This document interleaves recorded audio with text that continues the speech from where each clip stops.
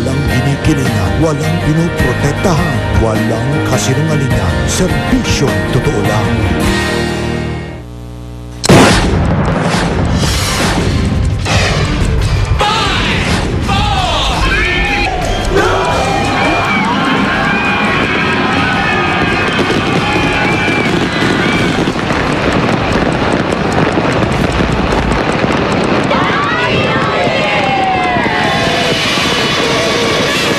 Pagsalubong sa bagong taon sa iba't ibang parte ng Pilipinas, maging sa iba pang sulok ng mundo, naging makulay at maingay.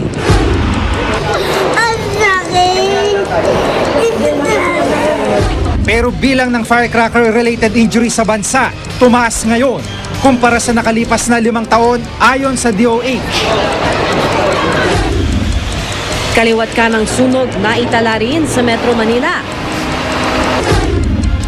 At January 1, 2011 o 1111, maswerte raw.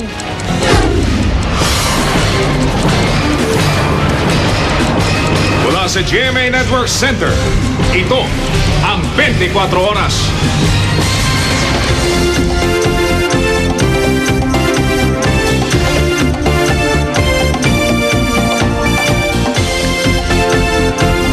Happy New Year po mga kapuso. Sa kabila po ng pinaigting na kampanya ng mga otoridad laban sa paggamit ng paputok, mas dumami pa ang bilang ng mga nadisgrasya ngayong taon kumpara sa nagdaang 5 taon. Batay sa tala ng Department of Health, may higit 500 ng holiday-related cases sa buong bansa.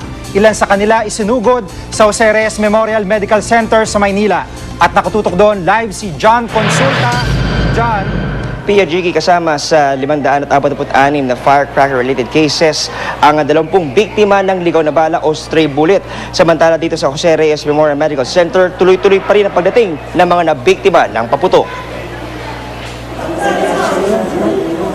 Kabilang ng 12 anyos sa si San Rio sa mahigit 100 sinugod dito ngayong araw. Halos wala nang natira sa mga daliri niya matapos maputukan ng mga pinulot na pulbura. Pinakabata namang isinugod dito ang 3 taong gulang na si Justin Angeles. Nagulat ako, tumatakbo sa akin Tay, may duka ko rito, naputukan ako ng pikulo. Naging abala rin sa Pasay General Hospital. 6 sa mga tinakbo roon, biktima ng pikulo. 2 naman ng ligaw na bala. Ligtas naman sila. Nakaupo lang po ako. Tapos biglang may pumutok na malakas, tapos naramdaman ko sa paa ko.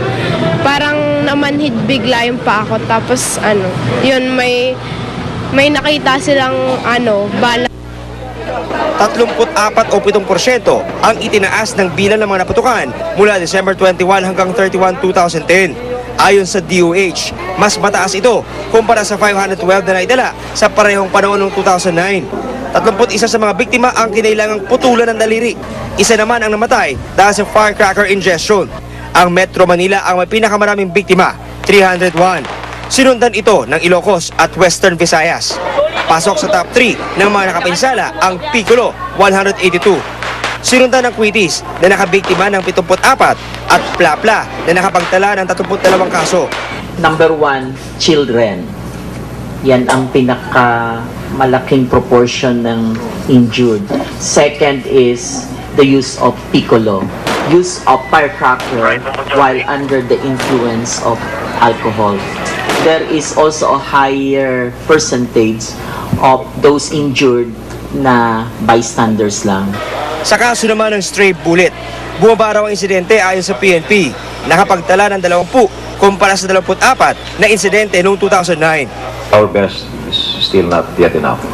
Sa pag-manufacture na lang natin umpisa nito dahil if they are already on the streets, it's really difficult. Paalala ng DOH sa mga biktima ng paputok na di pa rin nagpapatingin. So maapila kami sa kanila na magpatingin na. Baka matetano pa sila. Jiggy, ayon sa DOH, mananatili nakataas ang Code White, ang pinakamataas na alarma sa lahat ng ospital hanggang January 5. At yan ang mga pinakalatest mula pa rin dito sa JRMMC. Balik sa iyo, Jiggy, at Happy New Year. Maraming salamat, John Consulta, at Happy New Year. Bukod sa mga naputukan, isinugod din sa Dr. Jose Reyes Memorial Medical Center ang mga pasyente na inatake sa puso, nasaksak at nabugbog. Yan ang tinutukan ni Cedric Castillo. Ito ang imaheng ginamit na panakot ng Department of Health sa mga balak magpaputok bilang salubong sa bagong taon. Pero bukod sa babala, tila nagsilbing pangitain ito sa isa na namang madugong simula ng taon. Hindi pa man pumapatak ang hating gabi, ito na ang eksena sa Jose Reyes Memorial Medical Center o JRMMC sa Maynila. Dugo ang mga kamay at sugatang mga mukha. Ganito naman ang unang mga sandali ng 2011 sa loob ng JRMMC. Wala nang patid ang dagsa ng mga pasyente, mapamatanda o paslit, namimilipit sa hapdi ng mga sugat na tinamo. Hindi na nagkanda umayaw ang emergency room. 4 na agad sa mga ito ang biktima ng mga paputok na mas malakas kaysa sa Piccolo. Pero ayon sa pamunuan ng JRMMC, meron pa rin daw dapat ipagpasalamat. Sa tingin ko, natuto na rin yung mga tao, although talaga hindi natin maiwasan na meron talaga nagpaputok pa rin. Pero sa bilang ng pasyente ngayon, mukhang mas kokonti kumpara last year. Pag umaga, mas marami kasi yung mga galing from provinces, dinadala sa Manila. Halos magkaroon na ng komosyon dito sa loob ng emergency room ng JRMMC sa dami ng mga sabay-sabay na kailangan lapatan ng lunas. At ang mas nakakalungkot pa rin nito, bukod dun sa mga naputukan, ay yung dami ng mga biktima na wala namang kinalaman sa pagpapaputok. Naghahalo-halo na sa ER ang mga nahimatay, inatake sa puso, pati na rin ilang biktima ng road accident at maging pangangagat ng aso. Hindi rin lang iilang mga biktima ng pananaksak ang dinala sa JRMMC. Ang lalaking ito halos mawala na ng ulirat nang makarating sa ospital. May ilang nakaposas ng dalhin sa lugar, mga sospek sa reklamong pag-aamok at pananakit. Habang sunod-sunod ding nagdatingan ang mga biktima ng pambubugbog. Ang ginawang masama, ako binugbog. Nino? Ay, taga-recto eh. Pinalo ko ng baril, kaliwete may ari, kinanan ako, 157. Dito ito sa ulo. Sa huli, walang nagawa ang mga tauhan ng ospital kundi ipagpaliban ng selebrasyon, tumugon sa tawag ng tungkulin at umasa minsan pa na sa susunod na taon, seseryosohin ang mga babala. Cedric Castillo, Nakatutok, 24 Oras. Naging abala rin ang mga doktor sa Gat Andres Bonifacio Memorial Medical Center sa Tondo, Maynila nitong magdamag. Nakatutok si Trisha Safra. Sa gitna ng maingay at masayang pagsalubong sa 2011, sunod-sunod ang mga nadisgrasya at sinugod sa Gat Andres Bonifacio Memorial Medical Center sa Tondo, Maynila. Ilang minuto pagkapalit ng taon, dinala sa ospital si John Ray Das. Nasira ang ilong ni John Ray nang masabugan umano ng ipinagbabawal na Goodbye Philippines habang pinanonood ang mga nagpapaputok. Maawa naman kayo sa mga naputukan. Pumigil na kayo ng paputok nyo. Diyos ko, nakakawa naman ang anak ko. 10 iba pang mga kasama niyang miron lang sa pagpapaputok ang nasugatan sa insidente. Ang 10 taong gulang na si Louie Mercadal hindi nagpaputok sa takot na masugatan. Pero kahit umiwas, nangyari pa rin ang kinatatakutan niya nang makatapak ng nakasinding Piccolo. Huwag na lang po sila magpapaputok. Kasi po nakakasakit. Meron ding mga nabiktima ng sariling kapangahasan at katigasan ng ulo. Malubhang nasugatan ang mata ni Ronaldo Dacanay nang sumabog bigla ang sinindihang plapla. Hiwa naman ang hintuturo at hinlalaki ni Edwin Dunayag nang maputukan ng Piccolo.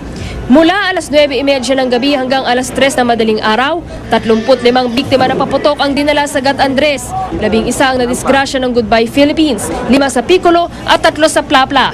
2 biktima ng pamamaril at 1 biktima ng ligaw na bala din ang dinala roon.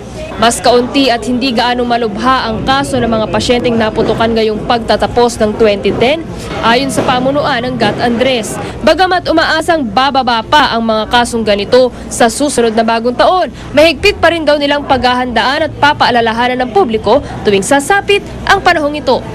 Trisha Zafra, Nakatutok, 24 Oras. Kaliwat ka ng sunog naman ang naitala sa iba't ibang lugar sa Metro Manila sa unang araw ng 2011. Yan ang tinutukan ni Mark Zambrano.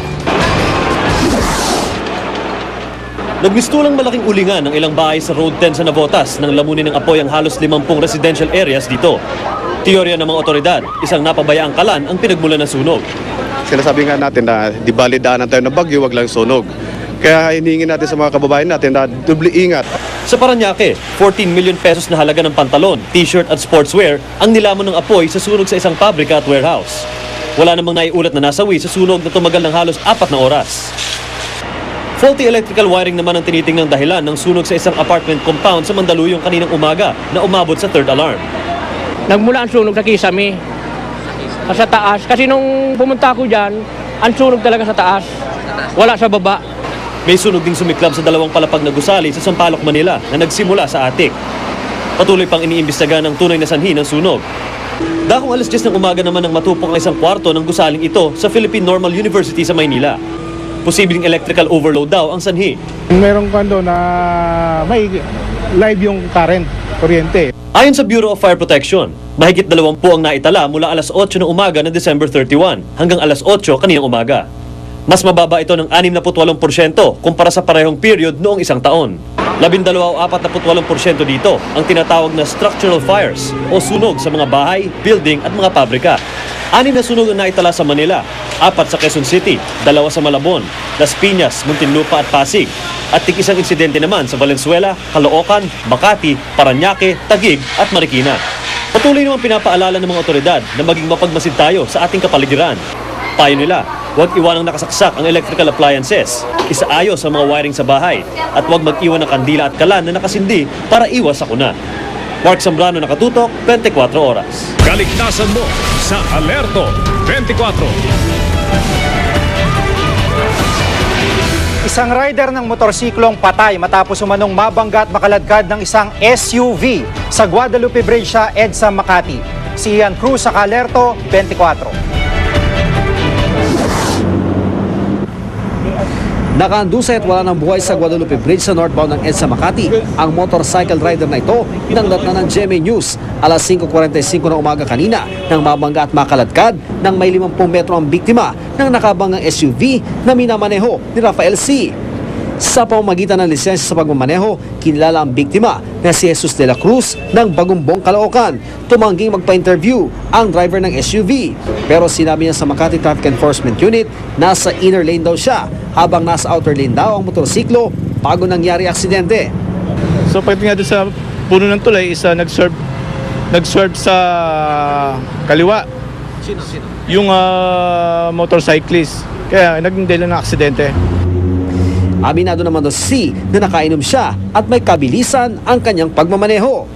According sa kanya, nasa 60 to 80 lang daw takbo niya. Mabilis yun. So, medyo may kabilisan ng konti. Patuloy ang pagsiyasat ng otoridad sa aksidente. Sasampahan daw si C ng kakulang kaso. Ian Cruz sa Alerto 24. Dead on arrival ang isang lalaki matapos bumangga ang kanyang minamanehong tricycle sa isang SUV rin sa EDSA Cubao. 6 na iba pang sugatan. Si Salima Refran na Alerto 24. Sa trahedya nagsimula ang taong 2011 para sa pamilya Nilio. Patay ang kaanak nilang si Basil Lawrence ang makabanggaan ng minamaneho niyang tricycle ang isang SUV sa EDSA Cubao umaga ng Sabado. Alas 5:30 ng bawian ang buhay ng biktima sa East Avenue Medical Center dahil sa tindi ng tinamong sugat. Ang kanyang mga sakay na 2 kaibigang minor de edad nananatiling kritikal ang kondisyon. Kwento ng ina ng sakay ni Basil, nag-iangkas lamang ang kanyang anak na si Senki kay Basil nang hinatid ito sa terminal ang nanay na tutungo sa Manawag. Pauwi na nga sila. Siyempre dadaan sila doon. Natinatid nga nila yung nanay yata nung driver. All of them in a serious condition, but the most critical would be this patient, no? Basically, wala na po siya. Kitang-kita sa cellphone video na ito ang tindi ng aksidente kanina. Ang isa sa mga biktima nakahandusay pa sa kalsada, habang ang sidecar nahiwalay na sa motor. Ang nakabanggang SUV nakatagilid na. Ayon sa mga saksi, mabilis ang takbo ng 2 sasakyan nang biglang lumipat ang lane ng tricycle. Itong motor nandito kanina. Ngayon, bigla siyang gumawi dito. Nung paggawi rito, yung tuli nung sasakyan, ma'am, hindi na nakontrol. Inabot yung puwitan. Nagpreno siya, pero ang haba na nung pinireno niya, ma'am, inabot pa rin. Bahagyang nasugatan ng mga sakay ng SUV na minaneho ni Annalyn Lee. Kasama niya ang kanyang 2 kapatid at pinsan. Inaalam pa rin ng mga otoridad ang tunay na nangyari sa aksidente, pero obserbasyon nila, konting ingat sa pagmamaneho, lalo na itong panahon na to. Pagkatapos, pang tricycle talagang hindi dapat nasa EDSA. Bawal talaga sila. Salima Refran, Alerto 24.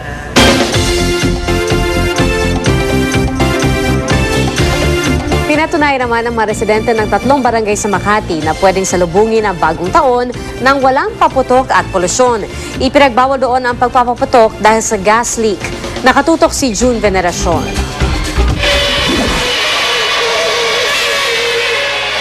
Dahil bawal ang paputok at pailaw, turotot at iba't ibang klase ng paingay ang bumida sa magsulubong ng bagong taon sa 3 barangay sa Makati City. Sa Barangay Bangkal, na direktang naapektuhan ng tumagas sa petrolyo mula sa butas na pipeline ng First Philippine Industrial Corporation. Idinaan na lang sa mini-concert at paraffol ang pagsalubong sa 2011. At habang nagpupuntukan sa mga kalapit na barangay, ang mga taga-Bangkal nakipanood na lang ng fireworks display. Kanya-kanya din sila na-discard sa pag-iingay sa pagsalubong sa bagong taon.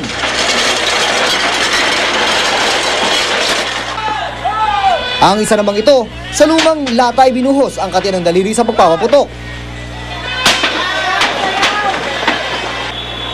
Sa gilid ng West Tower Condominium kung saan may nakukolekta pa rin yung mga produktong petrolyo, videoke ang pinagkaabalahan ng mga residente.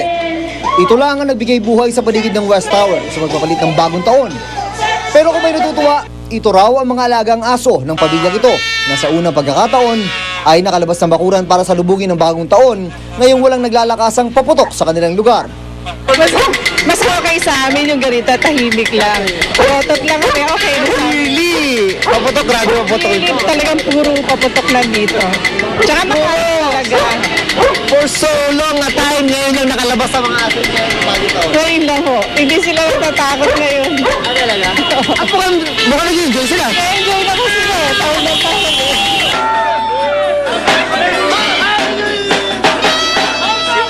Halos walang pinag-iba sa 2 barangay ng Pio del Pilar, Magallanes. Wala man ang kanilang nakasanayang paingay, mabuti na rin daw ito para ligtas ang lahat. Walang sugatan at kumpleto ang mga daliri ngayong 2011.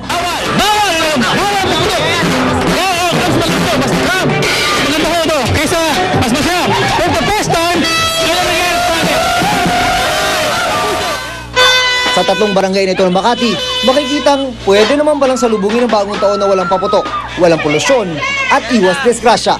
Ito lang marahil ang nag-iisang benepisyo ng sakit sa ulong dala ng fuel leak sa kanilang lugar. June Veneracion, nakatutok, 24 oras. Ang mga residente naman ng isang barangay sa Tondo, Maynila, nag-costume party at street dancing sa pagsalubong sa 2011. Nakatutok si Syria Naguho.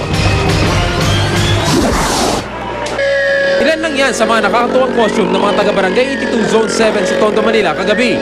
Bahagi yan ng halos 10 taon ng tradisyon ng costume at street dancing sa lugar tuwing bagong taon. Walang premyo ang makakasali sa street party. Pero Nadayo kami na ibang lugar dito. Para dito sila mag-perform at makover ninyo. Talagang nagpa-participate lang sila para sumaya lang.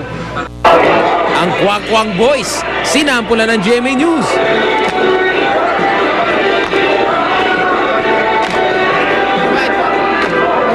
Mga kwek-kwek mga tay. Sino nag-isip ng choreo nyo, sir? Kami rin, kami. Oo, kami lang. Hindi naman nagpatalo ang tribo ni Nene Ching.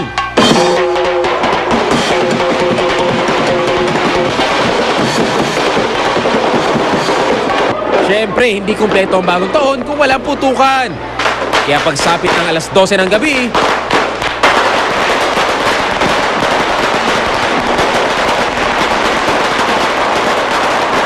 pero hindi namang mangilan nila na nagpukpok na lang ng mga kaldero at mga pinggan kaysa magpaputok. Sa gitna ng kasayahan, nagka-tensyon sa isang eskinita sa Dandan Street na magkasaksakan umano ang dalawang magkainuman. Buti na lang daw at naawat ang iba pang makikigulo at nadala agad sa ospitalan ng saksak. Sa kabila nito, hindi na bago ang mood ng mga residente na talaga namang tuwang-tuwa sa pagpasok ng bagong taon.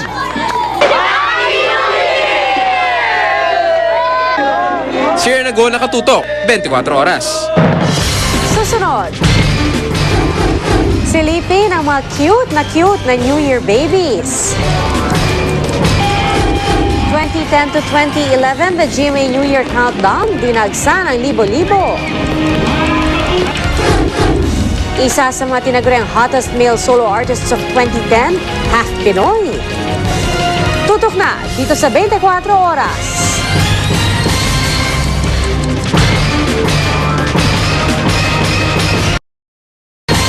Ilang sanggol ang ipinanganak sa Dr. Josefa Abella Memorial Hospital kasabay ng pagsalubong sa bagong taon.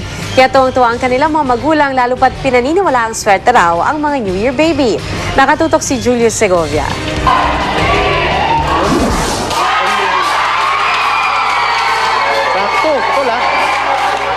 Eksakto nang magpalit ang taon, sabay-sabay na ipinanganak ang 4 na sanggol sa Dr. Josefa Abella Memorial Hospital. May kakambalang isa sa 4 na sanggol, pero iniluwal siya 10 minuto bago mag-alas 12 ng hating gabi, kaya di siya kabilang sa New Year babies. 10 minutes ang gap nung twin B around 12 o'clock.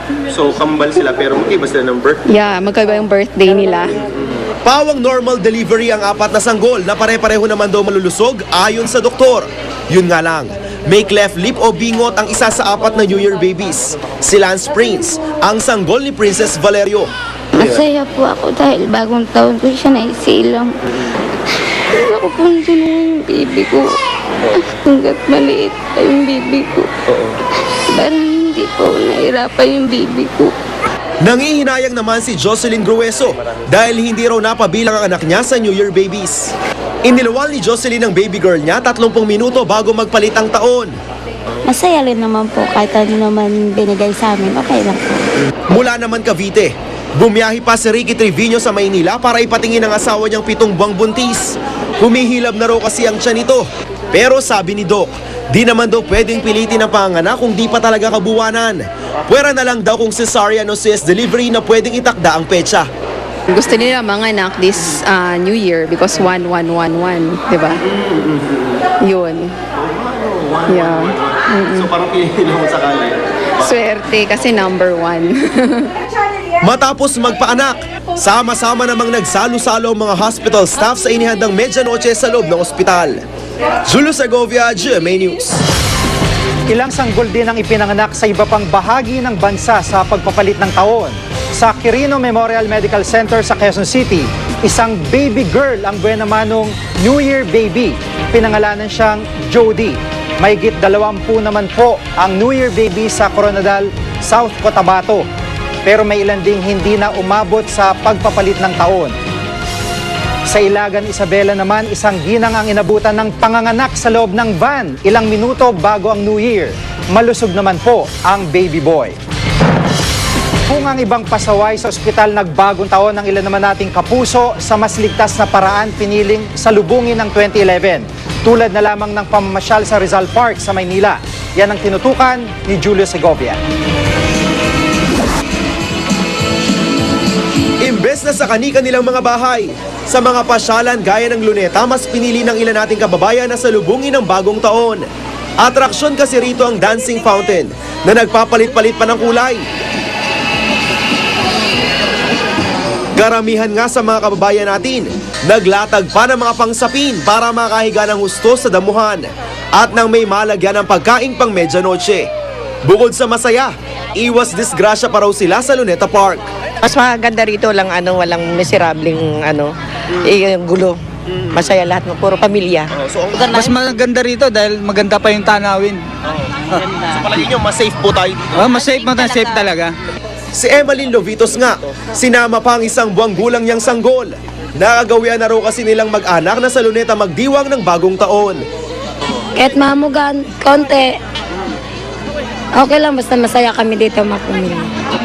Makabuluhan naman para sa isang taon ng mag-asawang sina Rodel at Freya ang Luneta Park. Dito raw kasi sila nagkakilala at nagligawan. Ngayong dumaraan sa pagsubok ang kanilang pagsasama, muli raw nilang binalikan ang parke. Sana magkaayos uli yung pagsasama namin. Kasi medyo may hindi kami pagkakaunawan sa pagsasama namin ngayon.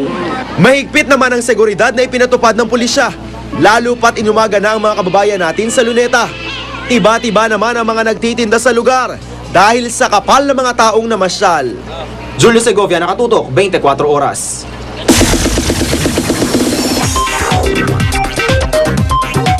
Libo-libo ang dumaksa sa Mall of Asia para sa 2010 to 2011 The GMA New Year Countdown.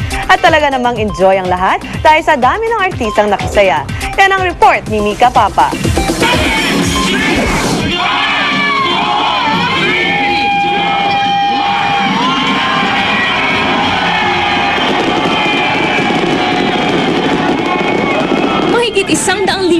Nakisaya sa 2010 to 2011 The GMA New Year Countdown sa SM Mall of Asia. Pagpatak ng hating gabi, nagkaroon ng engranding fireworks display na tumagal ng halos 10 minuto.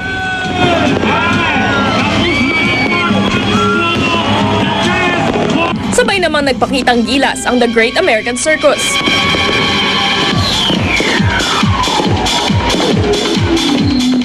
Tampok sa taunang selebrasyon ang performances mula sa ating favorite Kapuso stars, tulad ni na Francesca Farr, Mark Heras at Alger Abrenica. Kaya naman hindi pa nagsimula ang programa, dagsana ang umaasang makasulyap sa kanilang mga idol. Ang pamilyang ito, hindi lang sinama ang buong angkan, kundi pati na rin ang handang pang-medyanoche. Ano pagdala nyo? Spaghetti po tsaka fruit salad. Ang magkapatid na Diona, ipinagpalit ang karaniway tahimik na bagong taon sa bahay para makipagdiwang kasama ang libo-libo nating kababayan. Mas maganda daw dito ang magiging palabas, like yung mga fireworks. Proud Kapuso naman ang mga teacher na ito mula Zamboanga. Gusto naming masaksihan paano mag-New Year dito sa Manila since nandito naman kami para magbakasyon. So pumunta na kami dito. Sa saya ng selebrasyon, lahat ng ating kapuso, binati ang 2011 ng nakangiti. Micaela Papa, Nakatutok, 24 Oras. Ano-ano naman kaya mga pagkain pumatok sa panlasang Pinoy sa nakaraang 2010? Iyan po ang tinanong namin sa aming Twitter kahapon. Narito po ang top 10 sa 2010 batay sa boto ng ating mga U-Scooper. Pang-10 ang chicken inasal. Tayo naman sa ika-8 at ika-9 na pwesto ang fried ice cream at sinigang. Marami naman po ang nagtay sa ika-4 hanggang ika-7 pwesto. Yan po ay ang fried noodles, frozen o flavored taho, ice cream at adobo. Pumangatlo naman ang pasta, pangalawa po ang frozen yogurt at ang pinakapatok daw, ang ice scramble. Para kay Cum Laude, paborito raw niya ang street food na scramble na ngayon nabibili na rin sa mga mall. At para naman kay Janong Jennifer, mas pipiliin daw niya ang frozen yogurt sa halip na ice cream dahil mas healthy raw ito. Sali lang po sa botohan ng top 10 sa 2010 para naman sa pinakapatok na OPM bands. Mag-reply lang sa twitter.com/GMA News gamit ang hashtag na top 10 sa 2010. Susunod! Milyong-milyong tao dumagsa sa Rizal Park ngayong araw para mamasyal. Family bonding din sa Malabon Zoo naman. Ang pagsalubong sa bagong taon mula sa iba't ibang sulok ng mundo.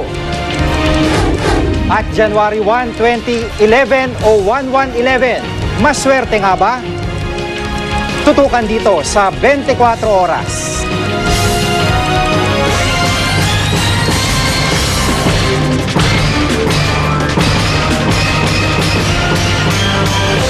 Po hindi pa tapos ang holiday season, tuloy-tuloy pa rin ang family bonding ngayong bagong taon. At isa sa mga patok na pasyalan, ang Malabon Zoo. Nakatutok si Bernadette Reyes. Magkakasama sina Noy, Erap, Cory at Gloria sa Malabon Zoo and Aquarium ngayong bagong taon. Sila ang mga alagang tigre sa zoo. Buti na lang di at naging mahimbing ang tulog ng mga hayop kagabi dahil hindi naman gaano umabot sa loob ng zoo ang ingay ng putukan sa pagsalubong sa bagong taon. Game na game pa nga ang mga hayop. Yan po si Tay. Ang buhayang si Shakir, malasyak o nilang dating sa taas ng kanyang talon at laging shoot ang karne sa kanyang bibig. Feeling beauty queen naman ang orangutan na si Marimar nang ipinaparada. Sa sobrang lambing, pati mga bisita niyayakap niya. Pero kaagaw niya sa corona si Cheesecake na isang python. At ang baby at kinagigiliwan ng lahat, si Junisha na isang bagong panganak na tigre. Anong natutunan mo dito sa zoo? Pakainin ang mga hayop. Masaya po. Oo. Bakit? Anong pinakamasayang part ng pagbisita mo sa zoo? Anong animals? Snake. Bukod sa pagiging isang pasyalan ng mga lugar kagaya nitong zoo, ay isang lugar kung saan maaaring matuto ang mga kabataan ng tamang pagpapahalaga sa mga hayop at sa kalikasan. Para may realize niya kung paano alagaan ng mga hayop, paano mahalin na pares din ng parang tao. Medyo malayo-layo lang para hindi sila makagat. Mapanganib ba ng mga hayop na ito pagsisiguro ng namamahala? Ligtas daw rito ang mga bata dahil na-train ang mga ito. Kakaunti na lang din daw ang mga ganitong uri ng hayop. Kaya mahalagang maturuan ng kabataan kung paano mapapangalagaan ang lahi ng mga ito. Unang po pinapatay ng global warming are the innocent and helpless animals in the wild. So when we have all of these shows inside the Malabon Zoo, we are able to inspire the children to reduce, reuse, recycle. Bernadette Reyes, Nakatutok, 24 Oras. Kumpara noong isang taon, mas mataas daw ang bilang na manaputokang isinugod sa East Avenue Medical Center sa Quezon City. Nakatutok doon live si Victoria Tulan. Victoria? Pia, dahil nga mas mataas ang bilang ng mga naputokan na isinugod dito sa East Avenue Medical Center, nakikiusap ang mga doktor na huwag na magpaputok at huwag na rin paglaruan pa ang mga naiwang basyo at pulbura ng paputok. Bago magpalit ang taon, nakapagsaya pa ang mga doktor at iba pang medical personnel dito.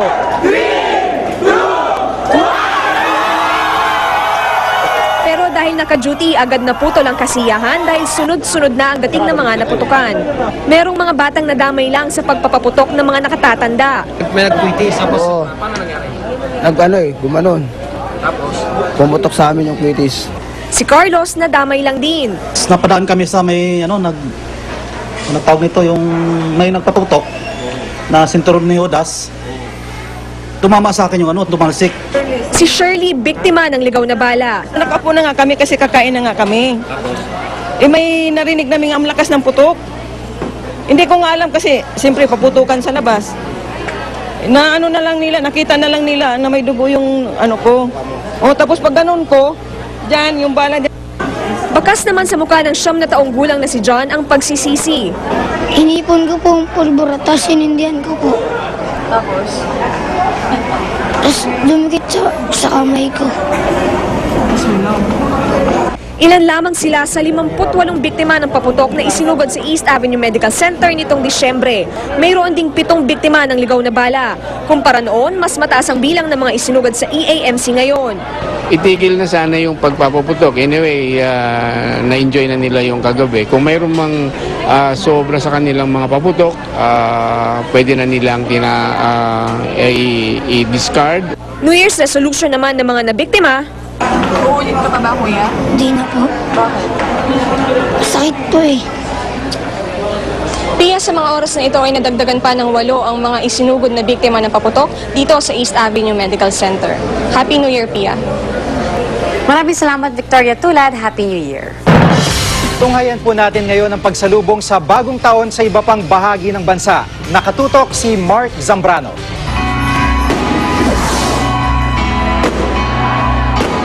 Naging maingay at masaya ang pagsalubong sa bagong taon sa Batangas. Dinaya ng mga Batanggenyo ang isang mall sa Lipa para panoorin ang magarbong fireworks display.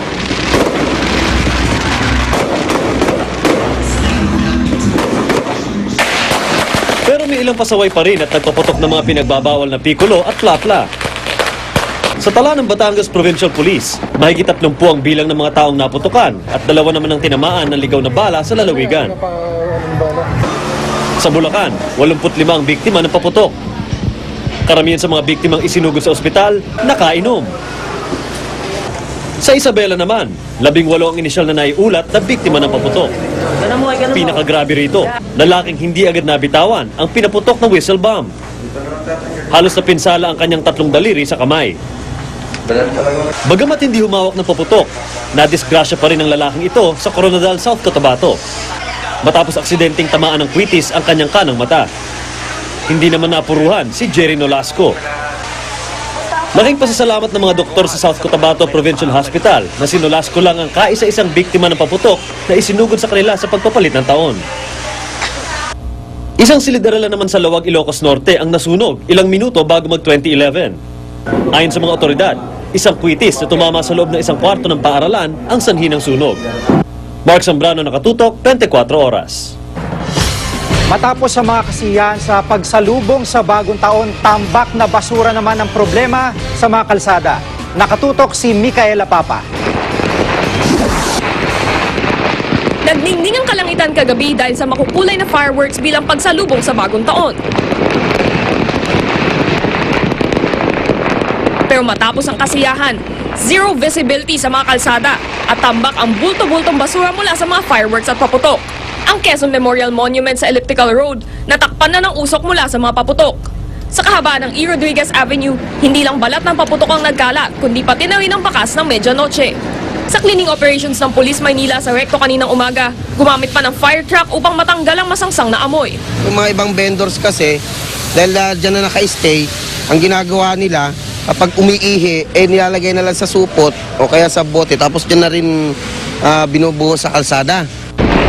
Sabi ng Metropolitan Manila Development Authority, hindi masama ang magdiwang.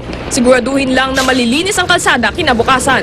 Kaya balak ng ahensyang isang guni sa susunod na Metro Manila Mayor's Council, magkaroon na lang ng designated area sa Metro Manila kung saan pwede magpaputok. Pwede namin ma-manage yung any externalities like pollution, kalat. Micaela Papa, nakatutok, 24 oras. Abangan!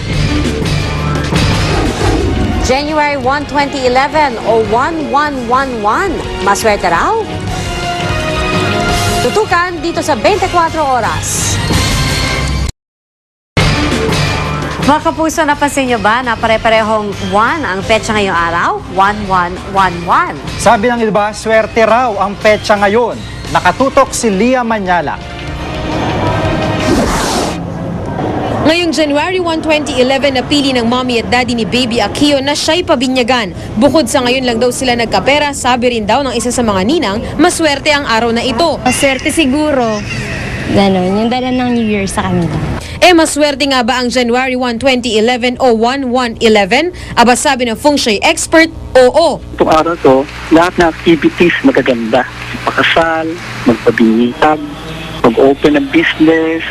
Dragon sign daw kasi ang dominant sign ngayong araw na ito, kaya kahit anong balak mong gawin ngayon, papala rin ka. Kung balak mo naman magpakasal sa November 11, 2011 o 11-11-11, maswerte rin ito. Magandang araw din ang 11-11-11 para makipagbati sa inyong mga kaaway. Ang 11-11-11 daw kasi ay simbolo ng peace at reconciliation. Pero todo man ang swerte sa araw na ito, may kailangan ka raw gawin.